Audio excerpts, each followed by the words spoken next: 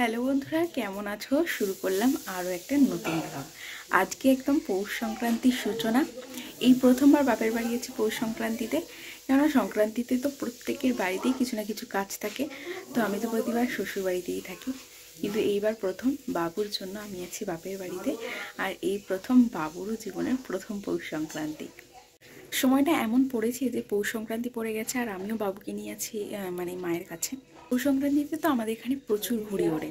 একদম মানে সবাই সবার কাজকর্ম শেষ করে না দুপুরবেলা আমাদের এখানে একটা জায়গা আছে লাইনধার বলে, তো সেখানেই চলে যায় প্রচুর ঘুড়ি ওড়ে। অনেক জায়গা থেকে অনেকে আসে ঘুড়ি ওড়াতে, এমনকি বাড়ির বউরাও কিন্তু কম যায় না। আমাদের এই পৌষ সংক্রান্তির প্রথম দিনটাতে হয় সরা পিঠে। কাদের কাদের ওখানে নিয়ম আছে জানি না, তবে আমাদের কিন্তু নিয়ম হয় মাটির সরাতে পিঠে হবে। এই পিঠেটাকে অনেকে চিতই পিঠে, সরা পিঠে, আমরা মূলত বলে থাকি আশকি পিঠে। আর এই শাকটাকে কে কী নামে চেনো? আমরা বলি খেসারি শাক বা কড়াই শাক। আমাদের মূলত পৌষ সংক্রান্তি উপলক্ষে এই 3 দিনই এই শাকটাই ভাজা হয়, কিন্তু সেটা পেঁয়াজ বা পেঁয়াজগুলি সম্রকম কিছু ছাড়া। এই 3 দিন কোনো পেঁয়াজ রান্না হয় না। মায়ের কালকে প্রচুর কাজ ছিল। আমাদের ধানের লক্ষ্মী পাতা হয় প্রতি বছরই, সেটা উপর ঘরে পাতা হয়, তাই মা সেটাই কাজে ব্যস্ত। আর মাকে আমি একটু সাহায্য করার জন্য শাকটা কেটে দিয়েছিলাম। হবে শিম ভাজা, বেগুন ভাজা, আলু সিদ্ধ, সেগুলো কেটে দিয়েছিলাম। আর শাকটা মূলত ছোট ছোট বেগুন দিয়েই ভাজা হবে। মাছ হবে, মাছটা হবে টমেটো আর কড়াইশুঁটি দিয়ে। মাছের ঝালেও কিন্তু কোনো রকম পেঁয়াজ ইউজ করা হবে না। চলো এবার দেখাই এই মাটির উনুনটা। এই মাটির উনুনটাতেই আজকে হবে পিঠে। তো প্রথম দিন কিন্তু আমাদের ওই মাটির উনুনেই পিঠে করতে হয়, আর ওই মাটির সরাতে। উনুনটাতে বছরে 2বার রান্না হয়, একবার হলো রান্না পুজোয় আর একবার হলো এই পিঠে পার্বণে। আর বাবা এইদিকে নারকেল ছুলে নিচ্ছে। এটা হলো দোমালা কচি নারকেল। এই নারকেলেই কিন্তু আশকি পিঠে সুন্দর হয়। মা ওইদিকে তো উনুন রোদে দিয়ে দিয়েছে, আর আমি ছেলেটাকে নিয়ে একটু রোদে বেরিয়েছিলাম। সকালের দিকটা বাবু সাধারণত বাইরেই থাকে, আমি ওকে একটু রোদ দিয়ে দেওয়ারই চেষ্টা করি। বাবু ঘুমিয়ে গেলে বাবুকে বাবার কাছে রেখে তারপর আমি স্নানে যাব। অনেকটাই বেলা হয়ে যায়। আর এটা দেখছো আমাদের টমেটো গাছ। এটা কিন্তু এমনি এমনি হয়েছে, কিন্তু দেখো কত টমেটো ধরেছে। তাই গাছটাকে প্রচুর যত্ন করা হয়। রান্নাঘরের পাশেই এই গাছটা হয়েছে। রান্নাঘরের পাশে মাটিটা আসলে ভীষণ সুন্দর, কেউ বসায়নি। মা এমনি টমেটোর দানা ফেলে, তা থেকেই হয়েছে একটা লঙ্কা গাছ, লেবু গাছ, টমেটো গাছ আর কুমড়ো গাছ। চলো, বাবু ঘুমিয়ে পড়েছে, বাবার কাছে দিয়ে স্নানটা করে আসি।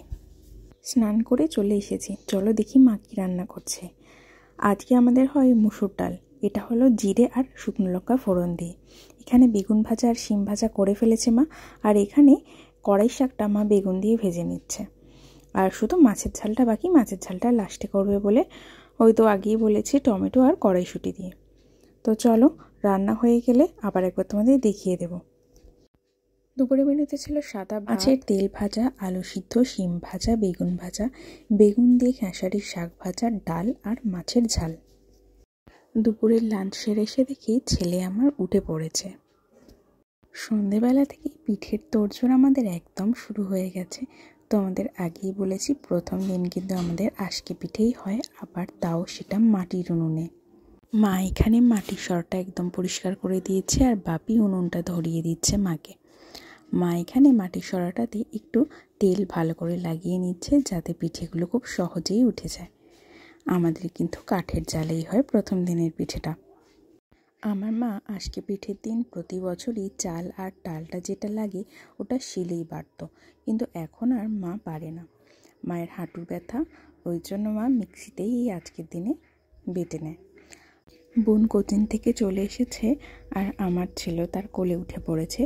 ওর সাথে ওর ভীষণ বন্ধুত্ব, ভীষণ ভাব।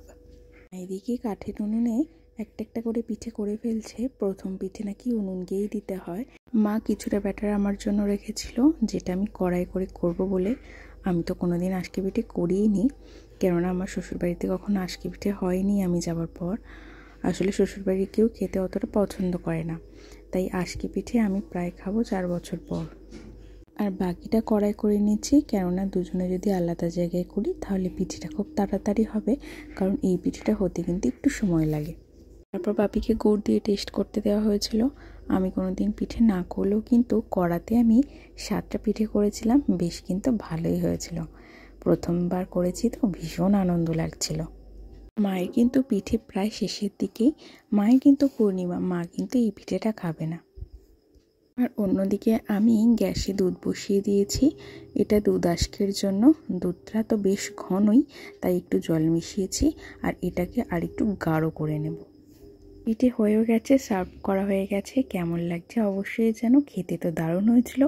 আমাদের নিয়ম অনুসারে পিঠে খেয়ে তারপর বাউনি বাঁধতে হয়। তোমাদের কাদের কাদের এরকম নিয়ম আছে অবশ্যই জানিও। ভালো লাগলে লাইক কমেন্ট শেয়ার করে দিও। চলো এখনকার মতো টাটা।